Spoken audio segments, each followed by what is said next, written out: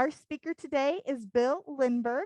Bill is an MSU Extension Christmas tree educator based out of Ottawa County, serving Christmas tree producers throughout the state. He graduated with a Bachelor's of Science in Biology from Grand Valley State University and a Master's of Science in Horticulture from Michigan State University. Go green. He has a strong background in agricultural production with specific knowledge in soil, nutrient, and crop protection products. He was raised in a farming family and continues to farm in his free time. I don't think you have free time. I think that's a construct. But please help me in welcoming Bill. Well, thank you everyone for having me out today. Again, my name is Bill Lindberg. I'm the Christmas tree extension educator for MSU Extension. And today's title is Spruce, Fir, or Pine Up Your Home for the Holidays, Michigan's Christmas Tree Industry. So thank you, Ellen, for that snatchy, catchy title. It's very fun. Michigan State University believes information should be open to all. So here's a slide outlining those beliefs. Okay, and Ellen did a great job introducing me, but just a little bit more background about myself. Again, my name is Bill Lindberg. I work for MSU Extension. Picture there of my wife Heidi and my son Scott, and a picture of their Christmas trees growing on the picture on the far right. I started this job in March 1st of this year, so relatively newcomer to the industry. But the main goal of MSU Extension is to provide information to our commodity groups, so in my case, the Christmas tree growers, to help them be better producers of Christmas trees. Ellen mentioned I have a strong farming background. I grew up working on a blueberry farm here just west of Grand Rapids that my grandfather started. So a lot of summertime spent picking blueberries. My family also had some polled Hereford cattle, so I took some cows to the local fair in the summer. So those are all fun memories. Again, so for my role here today as an extension educator is to provide research updates to the Christmas tree industry, whatever those best new management practices might be, if there's any new invasive insects or diseases that come along to kind of help create programming information for growers how to best manage those. And then finally, it's also to promote tree use in the Christmas tree industry. So that's a little bit about myself. A little bit of overview of what we'll be talking about today is the history of the Christmas trees, why we have this tradition, some of the economic importance of the Christmas tree industry, what trees are grown in Michigan. Ellen talked about a little bit at the beginning, but not all conifer trees or pines. So we'll kind of go over some different tree families and what makes those families different. And just a little bit of background about what it takes to grow a Christmas tree in Michigan. So if you're ever interested in what work goes into that Christmas tree, or if you're ever interested in starting your own Christmas tree farm, what would that might, just a little touch on what that would look like. How to know what a good Christmas tree is when you get it home, how to take care of a Christmas tree. And then some fun activities that you can do at Christmas tree farms besides just getting a tree. That's part of it, but there's a lot of other fun things to do. We'll go over some ways to find where your local Christmas tree farm may be or a source to get Christmas trees. And then throughout the presentation, we'll have some fun survey questions that Ellen's going to help me administer. So there'll be just kind of fun things to keep the presentation going along. And then in the end, we'll have time for questions. I believe Ellen also mentioned if you do have a question that you would like answered, feel free to put it in the chat box, and she will tell me it if it's appropriate while I'm on the slide or at the very end of the presentation. There'll be time as well.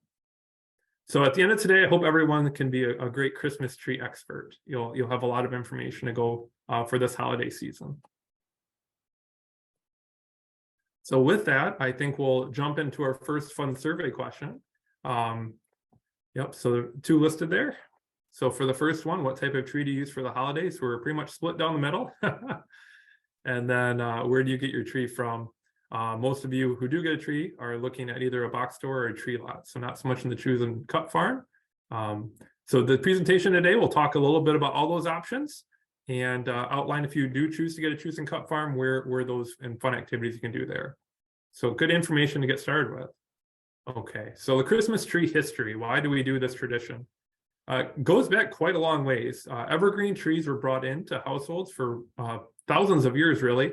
And it goes back to some different pagan traditions and holidays with that. But the first written record of Christmas trees being brought in goes back to around 1500 in Europe. And there's a couple different countries that are laying claim to being the first. One was in Malta, and it was kind of an interesting story that the Christmas tree was brought into the local town square. They put artificial roses on the tree, danced around the tree, and then proceeded to set it on fire. So kind of an interesting tradition. But for our purposes, around 1500 was the first written record of when Christmas trees were used by people. 1851, so moving ahead, we're into commercial Christmas trees are being brought into the United States for holiday use. It was brought from a German tradition from German migrants. These trees were harvested from the forest at that point and brought in. There were no commercial trees at that point. 1901, we have our first United States Christmas tree farm planting started in 1901. And that really was brought about because there were concerns from people that too many people were going into the wild and harvesting trees from the forest. So if we can plant our own trees on a farm, that kind of alleviates that potential problem.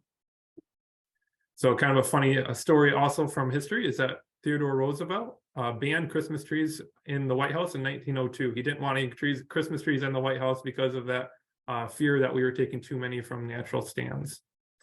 However, his young son didn't agree or didn't get that memo, and he brought a Christmas tree into the White House regardless. And that's the picture there on the right. So at that point, I think they just celebrated with the tree in the White House. But at that point, they were concerned about over harvesting. So presently, 25 to 30 million Christmas trees are sold in the United States annually. And again, all of those are from commercial tree farms that are growing trees specifically for that use. And there's about 350 million trees planted on commercial farms across the United States right now. And that's really distributed evenly across, or distributed across all states. Coming a little bit closer to home, talking about the Michigan Christmas tree history. So Christmas trees historically were grown on relatively poor sites. So those sites might not have been suitable for other crops to be produced, whether they were too sandy, too dry soil, hilly, windy, whatever. Those were not prime agricultural sites. No other crops. You couldn't grow corn or soybeans or other fruit or vegetable crops there. So farmers could grow Christmas trees. So that's what they did. A lot of these sites are kind of in the northern part of Michigan's Lower Peninsula. And we'll look at that in a second. But if we move forward till today, we're growing a lot more tree species that are more demanding. So we are planting Christmas trees on a little bit better or prime farm soils. Our last Christmas tree survey was completed in 2013. So we're hoping to get that updated this year or this coming year. But from that last survey in Michigan, there were about 27,000 acres of Christmas trees grown in Michigan. That was distributed over 560 farms, and there were about 2,000 full-time jobs, 2,300 full-time jobs associated with the Christmas tree industry. So again, as I mentioned, we're trying to get those numbers updated for 2023, but we would think those numbers would be fairly consistent from the past. So our next fun survey question, I'll give you one of the hints here. Michigan is the third biggest Christmas tree producer in the country, but can you guess what the other ones are? Okay, so we have a little bit of distribution here. The correct answer is A, the first one, Oregon, North Carolina, and Michigan. So I threw you a little bit of a curveball there with the Washington, Maine, and Michigan. So Oregon is the #1 producer of Christmas trees. North Carolina is #2, and Michigan is #3. And kind of an easy way to think about it is that Michigan produces about 2 million trees. North Carolina is roughly double us, so about 4 million, and Oregon's roughly double them, about 7 to 8 million. So that's where most of the Christmas trees are grown across the country. So again, a little bit closer to home, some of what the economic impact about what Christmas trees bring to the state of Michigan. As I said, Michigan is the third largest producer of Christmas trees in the country. We produce about 2 million trees annually. The economic value of those trees is about $35 million. An additional $4 million is created from cut greens. So those products could be wreaths, boughs, garlands, all those associated products. I've had a couple farmers tell me that they can take a tree that is graded kind of as a B grade tree, so there might be some defect with it. And instead of selling it as a Christmas tree, they can basically take those limbs, those branches, that material, and make it into a wreath, a bough, a garland, those type of materials, and they can make more money on it that way. Also, Governor Whitmer recently said December is Michigan Christmas Tree Month. So that's a little fun tidbit about Michigan Christmas trees. Some other information about Michigan Christmas trees. We can see in the picture on the right, the state of Michigan, the lower peninsula anyways. All those red dots are Christmas tree farms. So we have a very wide distribution of tree farms across the entire state. Generally speaking, what we see is that on the northern part of the lower peninsula, we have bigger tree farms, and these tend to be more in the wholesale market. So you'll see bigger acreage. They're going to be selling their trees and shipping them either out of the state to other regions, and that they'll be selling at those garden stores, at those retail lots. What we tend to see in the lower portion of the lower peninsula is more of the choose and cut farms. So there'll be a little bit smaller size, and they're going to be focusing more on selling directly to consumers. Some other fun things about the Michigan Christmas tree industry is that we have a wide range of tree species that are grown. It's pretty unique in that we both have pines, spruces, and firs grown in Michigan. Most other regions, we talked about North Carolina, and we talked about Oregon, they focus on maybe 1 or 2 species, and we grow 3 separate families of trees. So we're kind of unique in that. One of the reasons that is that we sell trees both at a wholesale, retail, and nursery level. So we're going to sell trees as Christmas trees traditionally. We're going to sell the wreaths. We're also going to sell ball and burlap trees. So those are going to be more installed in landscape settings. So those trees will actually be dug out. The roots will be wrapped in ball. They call it ball and burlap, wrapped in burlap, and that tree will actually be shipped out and sold to a landscape company that can be installed at your house. So those are trees you can purchase as well. Other options for Christmas trees are live trees. It's a relatively small market right now, but those would be, say, potted trees. You could buy a tree in a pot, bring it into your house for the Christmas season, and then take it out of the house, put it into your garage or a unheated area. And then come the spring, you could go plant that tree out in your landscape. Another option for Christmas trees is tabletop trees. These trees are generally a lot smaller than your traditional tree, and it can be a good spot on your table. Obviously, there's tabletop name. Those are really nice for if you're in an apartment or relatively small house and you just want something that's a little bit smaller and easier to take care of. So what makes a good Christmas tree? So Ellen already kind of talked about this at the beginning, but not all trees or not all evergreen trees make good Christmas trees. What we want is a tree that does not drop their needles. So the picture on the far right there is a picture of a large tree, and that tree is a beautiful conifer tree, but in the fall it turns golden yellow needles, and then those needles fall off. So that's not going to be a good Christmas tree for us. Really important is we want a tree that has excellent needle retention post-harvest. So once we cut that tree down, we want those needles to stay on the tree. A study found there is about 3 million needles on an average Christmas tree. So even if we have 99% needle retention, that's not good enough because we're still going to lose, thousands of needles off that tree. So we need excellent needle retention. We also need it to be able to survive in Michigan's environment. So that's important. From a farmer's perspective, we want a tree that has a good growth rate, because if it takes too long to grow, it's not really economical to make as a Christmas tree. Other important things that consumers like are a good tree shape, good tree structure, good color. We want branches that are strong to hold up to ornaments and lights, and a good smell is also important. So we mentioned earlier that not all conifers are pine trees, and it can be confusing because a lot of times it's just in the general population's naming culture that if you see a conifer tree, it must be a pine tree, and that's not really true at all. But a pine tree is in the Pinus family. They are the longest lived, or a long-lived tree. It's the biggest tree family there is. There's 121 species in the conifer family.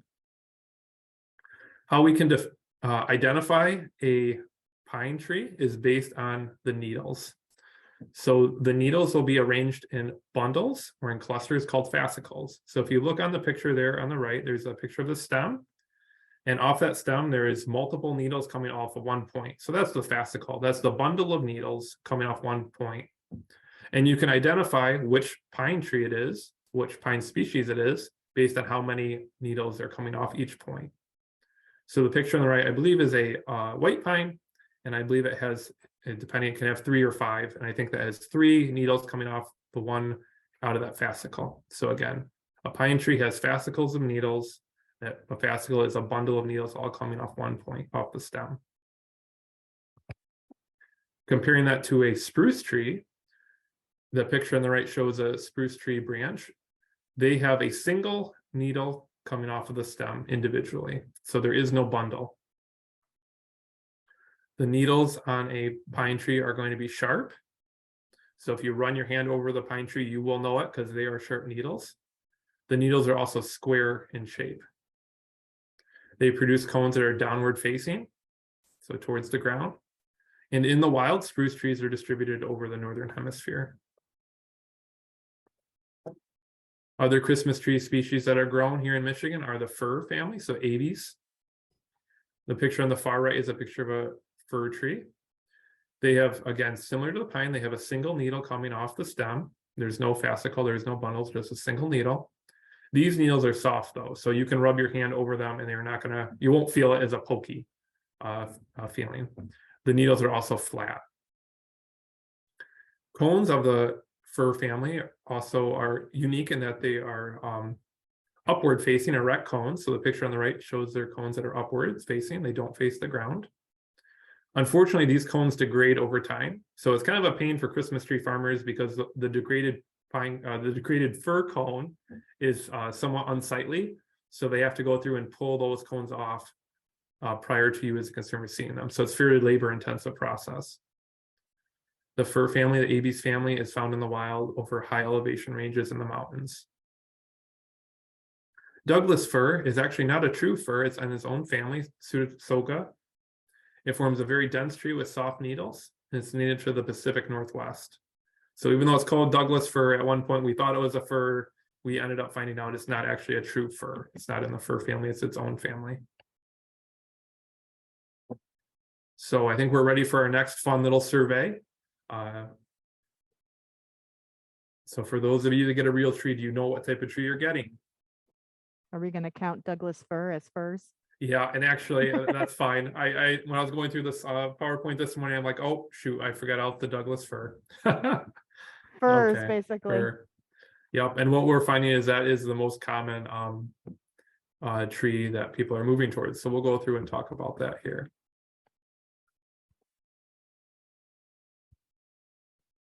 Okay, so the next set of slides, we're going to go through and talking about the different Christmas trees that are grown here in Michigan. So it sounds like we're more in the fir camp, but if you're interested in learning more about those fir trees or about some pines or spruces, this is your opportunity to learn all about it.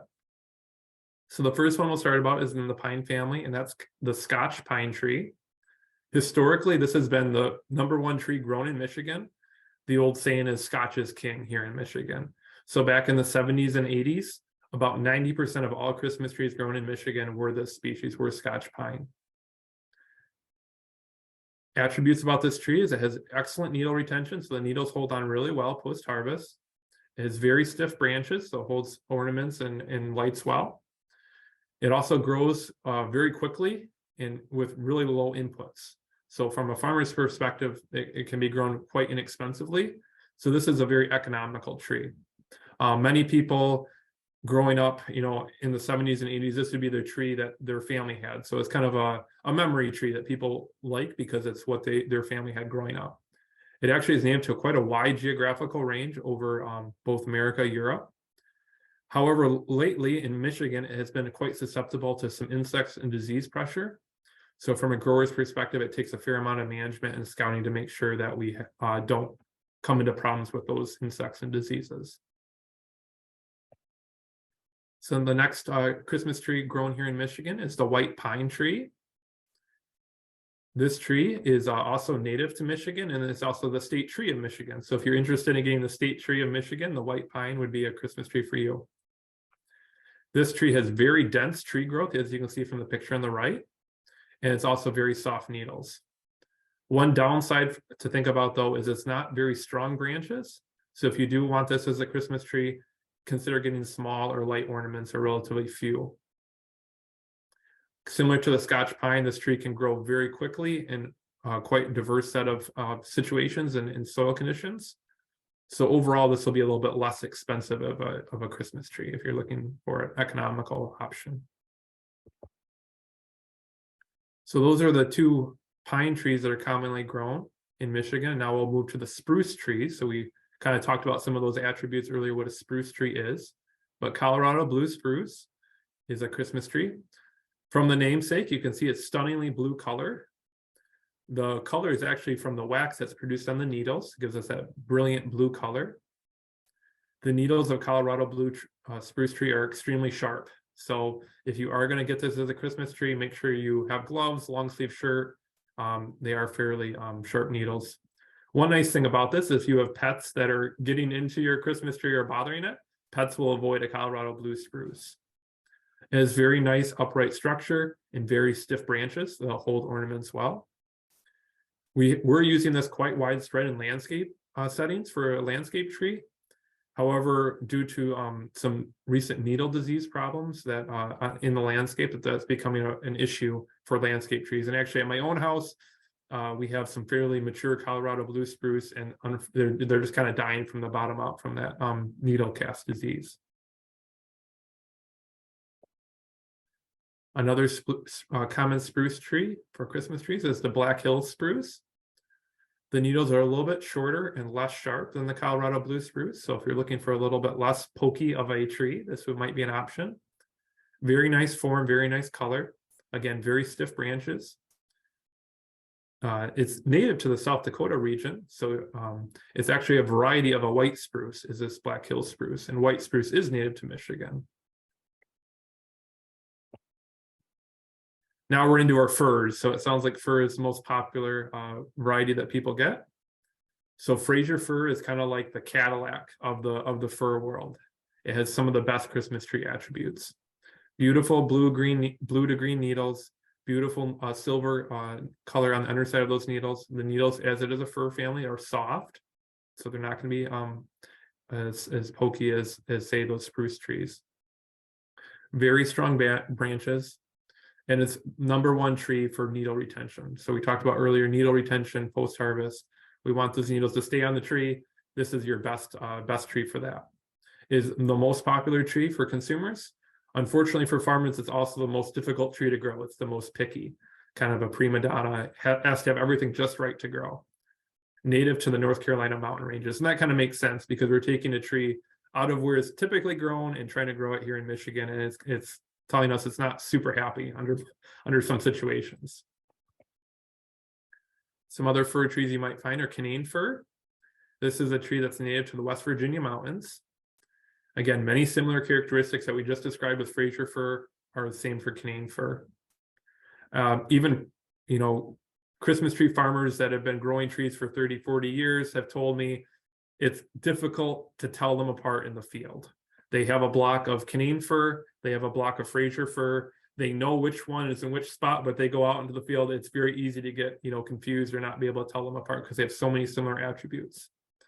One thing they're not quite as nice about the Canaan fir is they don't have as excellent needle retention as the Fraser fir. It's still good, just not as excellent. Another fir is a balsam fir. This is a very nice, excellent tree. It's a native Michigan tree. So if you're interested in talking about that at your holiday gatherings, you could say, I also have a Christmas tree that's a native to Michigan is a balsam fir.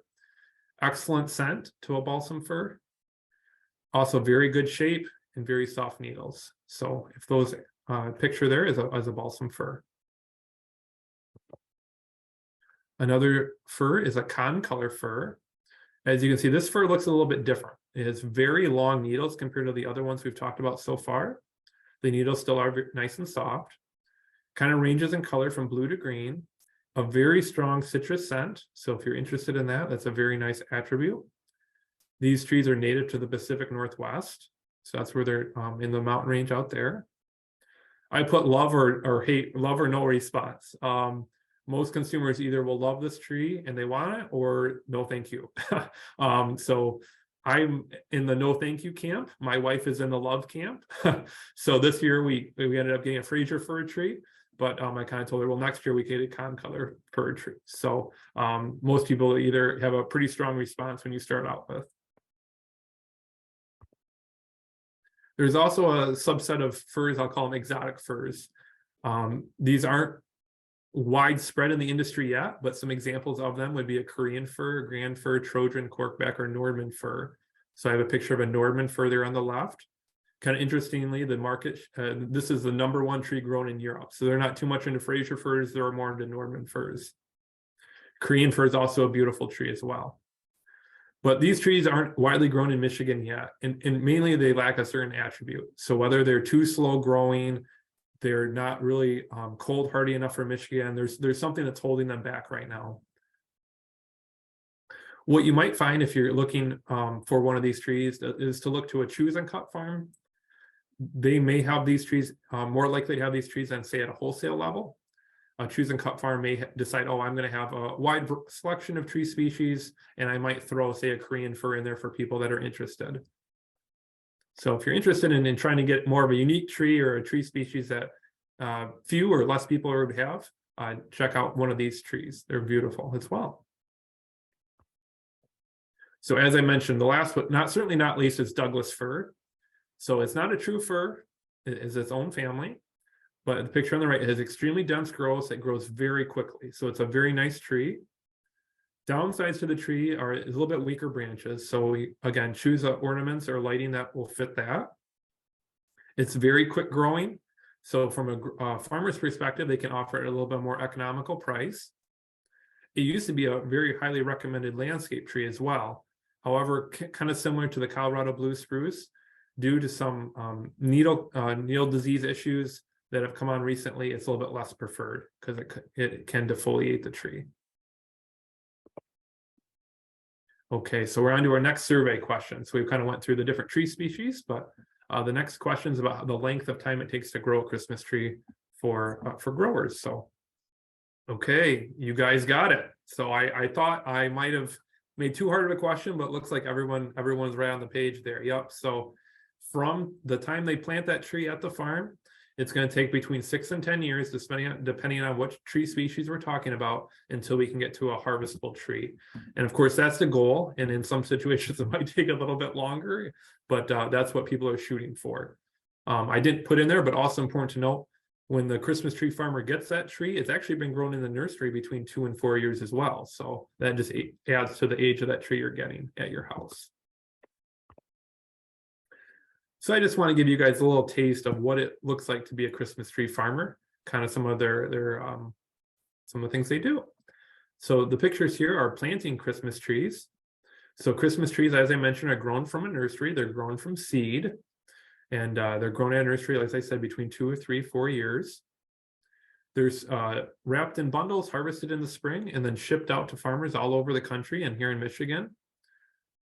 They're usually shipped FedEx or those type of delivery, but at any rate, they get shipped to the farm, and then they're in bundles of between 100 and 200 in a bundle. They're taken out to the field, and the farmer here has on the picture on the right, a wet canvas over the tree roots to keep those trees the roots nice and moist, and keep those trees alive while they're planting. Some Christmas tree farmers will use shovels or other handheld augers, those types of things to plant trees, but the vast majority of commercial Christmas tree farmers have a tree planter. So the picture on the left there is a picture of the tree planter out in the field. Excuse me. The silver wheel here at the front is called a coulter. And what that does is actually cuts the soil to start with to loosen it up. And then that piece of metal there behind it is called the plow. And that's going to actually create the slit in the ground for the Christmas tree to be planted. So here's kind of the back end of that machine as it's going through. As you can, the picture on the left, the person's sitting, kneeling on a bar there, and then they're taking trees off the top where they have that storage area, and they're placing the tree in the ground where that slit from the plow is creating a hole in the ground. And then behind it, in the picture on the right, are the wheels, and the wheels are actually packing down the soil around the tree as it goes by. And then this is a picture from this spring at a Christmas tree farm. There's a group of guys going behind the planter and just checking each tree individually, making sure it's planted at the correct depth and is securely facing upwards. An issue is if it's planted too deeply, the bark will eventually rot off and the tree will die. And if it's planted too shallow, the roots are exposed to too much air, and then the tree will desiccate and die as well. So it has to be just right. And the picture on the right there is the finished product of the Christmas tree field after it's planted. So they start off fairly small, between 6 to 12 inches in height. So how do you grow a Christmas tree? What other steps are needed? Well, similar to other agronomic crops, you need the correct setup. So soil sampling is always recommended to get started, to get an idea of what type of soil you have and what nutrients are in the soil. Christmas trees are a little picky in that they don't want to be in wet areas. So in poorly draining soils or in clay soils, they struggle a little bit more. They're more prone to root rot issues.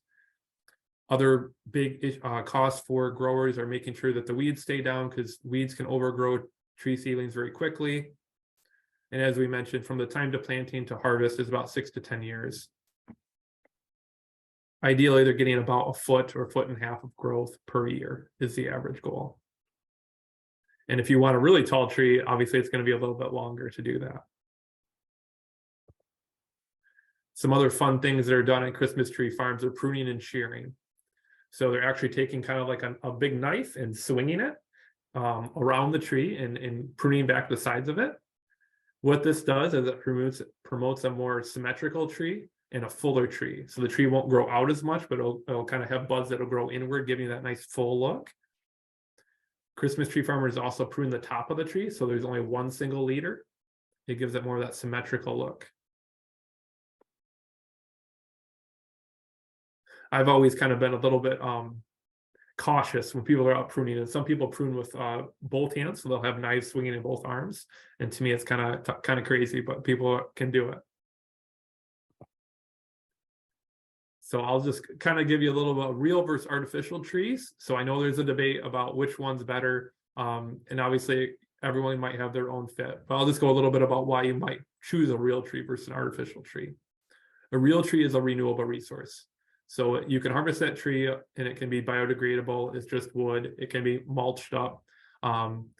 Artificial tree is not biodegradable, and it's not really sustainable in that way either. It's made of plastic, and at some point that artificial tree will end up in the landfill. Unfortunately, in our environment, we have a lot of plastic pollution already. So an artificial tree kind of leads to more plastic pollution. If you purchase a real tree, you're also supporting the United States farm economy. Most Christmas tree farms are grown on small farms, local farms. Unfortunately, artificial trees are generally produced in factories in China. 85% of artificial trees are produced in China or from China. Other nice thing about real trees, while they're growing out in the field, it is habitat for wildlife.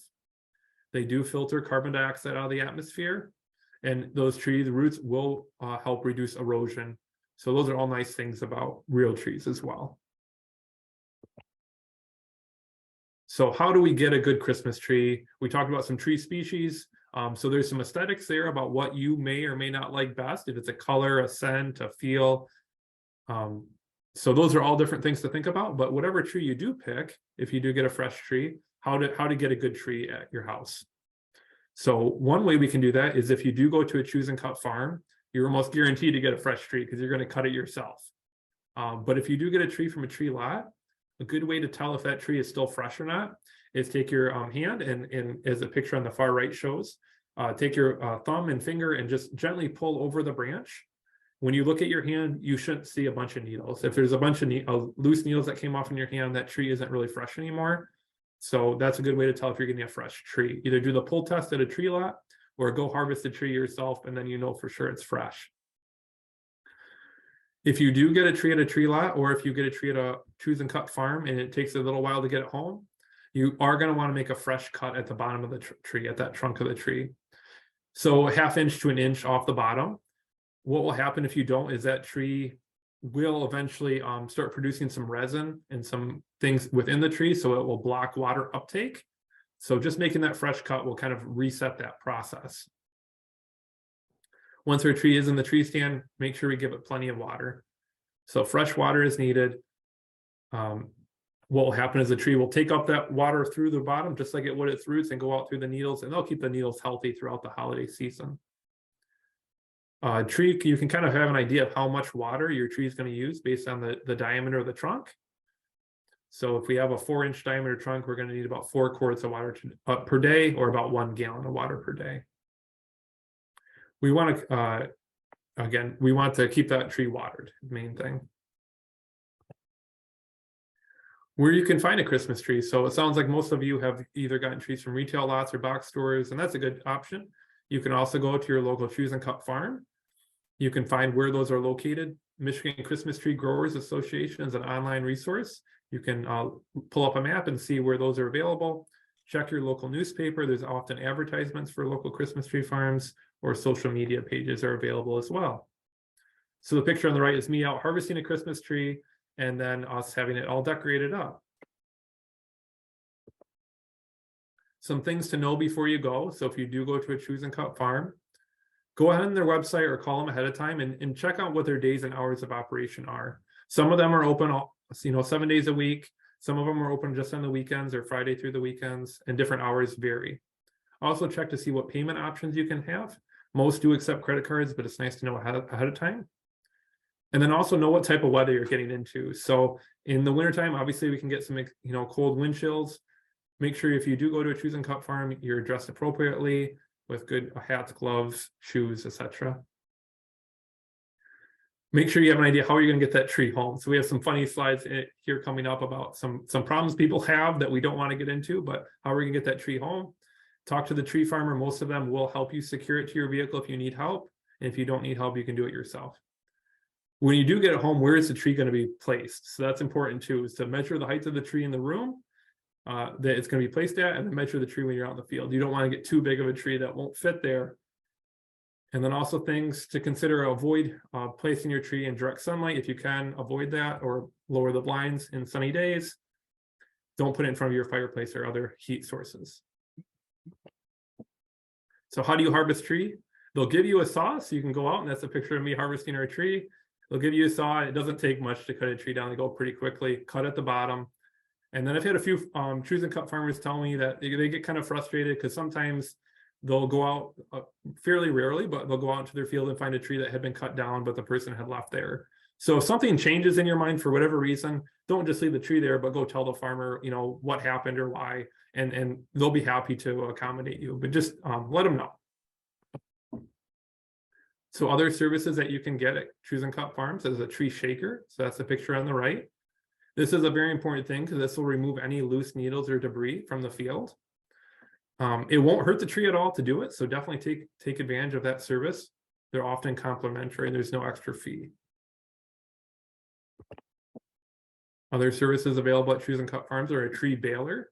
So they'll actually put that tree through that red baler as shown in the picture, and that'll put it in netting. It'll make it a lot easier to maneuver that tree when you get it home or in transport home. And you're going to want to remove that baling once you get it on the tree stand. So don't take it off beforehand. It'll make it harder to get it situated. And finally, tree drilling is another service that Choose and Cut farmers have. So what they do is they actually drill a hole in the bottom of the tree trunk. And you're going to need that depending on what type of tree stand you have. So a pin tree stand has literally a pin like that the tree will sit onto. So you need a hole drilled into it. It's always better to have that done at the farm because they have the equipment specifically to give you a good straight hole. Some tree stands actually have screws that go in from the side, so you won't need a drill in that situation. So here's some funny pictures, and I'm sure there's, you can think of some movies about people hauling trees home that it didn't work out well for them. So just keep in mind, if you are going to harvest a really big tree, how are you going to get it home? Talk to the farmer if you don't have your own transportation, but you don't want to be in this situation where you end up on, the police department's Facebook page about somebody that had a tree that they shouldn't have been driving home with. So make sure you keep that in mind. Some other fun activities to do at Choose and Cut farms are agritourism. So depending on the farm, they'll have a wide range of selections. So the bottom picture on the left there is my son doing some marshmallows, s'mores. He wasn't a big fan of it. He was a little bit scared of it, but those are fun activities for kids. They could also have horse-drawn wagon rides, meeting Santa, hot cocoa, hot cider, all types of snacks and treats, whether you want to pick up a real wreath, all those different type of fun things, sledding as well. So if you're looking to get out of the house and have a fun time, there's some fun opportunities available. So here's our, I think, our last survey question for today, but how do you get rid of your real Christmas tree? I like that most people are going with the mulch option. Okay, wonderful. Yes, that is excellent. Yes, that's what we want to see. That is absolutely the best option to go. So highly recommend, if you do get a real tree, to recycle that tree. Check with your local municipality. Many of them offer tree recycling services. This is the most environmentally friendly way you can do it. It's going to reduce CO2 emissions. We don't want that tree ending up in the landfill. We don't want to burn the tree. If we can mulch it up, we can get a good byproduct, which is mulch, which can then help the soil. So that's a wonderful way to get rid of a tree. Some other creative uses for Christmas trees after the holiday season. If you have a garden or a shrub plant that's getting attacked by deer over the winter, this is a kind of a neat alternative as well, is harvest off the bottom branches of the tree, and you can make a little structure over the tree or over your plant that's getting attacked, making it a literal barrier between the garden shrub and the deer. You can prop it up with twine and posts and zip ties and such. I would just mention that depending on which tree you end up getting, this could be a good idea or not. So a Fraser fir is highly desirable for deer to come munch on, so you might be attracting more deer in. But if you have a Scotch pine or a spruce tree, this would be a really good option to keep them away. So with that, I guess I'm to the end of the PowerPoint, and if we have any questions. So I'll stop sharing my slide now and see if we have any questions to talk about. All right. So we do have a question that came in. How long has the practice of shaping trees rather than leaving them in a more natural shape been the norm? Also, do the cuts make the tree more vulnerable to disease or pest invasion, or even if it's temporary? Yeah, that's a good question. So I would say that Christmas tree shearing and pruning has been going on for quite a while, probably ever since it was done in commercial setting. And it's really brought by the consumer's preference for a very full looking tree. Trees that are left unpruned will obviously get wider and won't be as full looking. So to kind of keep them a good shape and also make it a nice full tree, that's why we're doing the pruning and shearing. As far as the disease or insect question, generally speaking, you're not going to cause a lot of problems. However, if you do have a disease in your field and you do then go through and prune and shear, you can spread it, especially in wet, rainy conditions. So that is a concern in some situations, in some tree species, yes. In others, not so much. So it's a yes and no answer. Any questions for in person? What's the most colorful tree? Yeah, colorful tree. In my opinion, I guess that'd probably be the Colorado blue spruce. It's just that stunning blue color. It would probably be what I would say. But yeah, everybody kind of has what they prefer best. And again, cotton color fir is, as I said, it's kind of a love or hate relationship with that one, but that's a nice color too. So yeah. We do have another question that came in. What do you think about the new trend of having a potted Christmas tree that people move inside and outside of their house during the holidays? I was totally going to ask that question. Yes, yeah. It's a really neat idea. I like it. The things that I guess I would just keep in mind are that if you do get a potted tree, when you bring it in your house, make sure you either have something under it, because you are going to need to keep watering that tree. It is alive, so it's a real tree, so you're going to need water. So make sure you're keeping that in mind. You don't want to get your floors or carpet dirty. And then after the holidays, we want to move that into a space that's somewhat sheltered but not heated. So we don't want to put that directly back outside, because it's going to be a little bit desensitized to the winter, because it has been inside for a few weeks. So if you can put it in a garage, it's a great place, or some other place that's going to be out of the direct cold, but not in the heated area either. And then again, just keep watering that tree, checking to make sure that it has enough water, because it is alive. But yes, I think it's a great idea. We were considering doing it this year at our house, but we ended up just getting a more of a traditional cut tree this year. But yes, it's a wonderful option to kind of promote more trees being planted in the landscape. And I know my director here actually uses a lime tree as her potted tree. So it doesn't Okay. have to be a conifer Correct. as Correct. Yeah. well. One question that I had related to that, I've heard, for example, in California, they rent Christmas trees and then they take it back and kind of put it in the ground for a little while. And then you can bring it back, not obviously for very long, for a few years. Has there been any talk in Michigan about quote unquote renting Christmas trees? Yeah, that's another great kind of business strategy, and it's I would say more on the cutting edge. I don't know of anybody in Michigan that's doing that yet, but I have heard of it in some states out on the East Coast, and that's another great idea to kind of get that tree instead of harvested it, to be able to go out and plant it in the wild later. So yes, that's another great option. And maybe it'll catch on more in Michigan here in the future. I'd say right now not so much, but definitely it's on the horizon. So yeah. One question related to the moving of the trees back and forth. What tree species do you recommend for having a potted Christmas tree? Yeah, I don't know if there's been any specific research on that I know of offhand.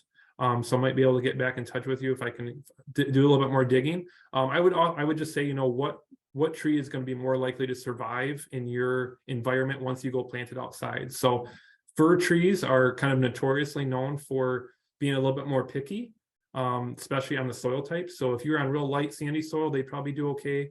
But if you're on a little bit more of a loamy or clay soil, a spruce tree would probably be a little bit more widely adapted to that, or a pine tree. So a little bit about kind of what it's going to be planted into.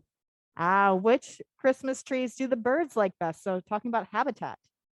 Yeah, I don't know. That's another good question. I don't know specifically if they have a preferred tree species over another. I do know that the Christmas tree farmers get a little bit upset about the birds in the springtime because that tree will start growing, right? And they'll have a nice new central leader going up the top, beautiful, well, that's what we want. And then what happened, a bird will go ahead and land on it. And sometimes depending on what how weak that new leader is, it'll break that branch. So then the grower has to tie a new one up. So it can be a little bit of a bad thing for a farm from a farmer's perspective, but birds definitely do go through and land in the trees. Do the birds use them for shelter, the trees? Yeah, I think they do. I have heard of farmers saying they find bird nests in their trees and such, so they definitely are using them as habitat. Yeah. One question that I had is, how do we know? So if we do go to those box stores, how do we know where those trees come from? Do they have labels that say, are they typically, if we go to a big box store in Michigan, are they typically Michigan Christmas trees? Yeah, that's another good question. I would say I don't think they list specifically where they come from, but they should list the tree species. So at least you know that going into it. But yeah, I don't know. I have heard that there are several large wholesale Christmas tree farms, but I do believe they ship all over the country. So I'm sure other wholesale farms are shipping all over the country too. So it's hard to know sometimes, if you get a tree, if it's from Michigan or not. It could be from another growing region as well. So it would be nice if the box stores would all buy local, but sometimes they have their own ideas about where they're sourcing products. Okay. So the question was, is it good to buy a small live tree and then say that again, sorry, buy a small live tree and then use it for Christmas and then plant it later? Was that the question?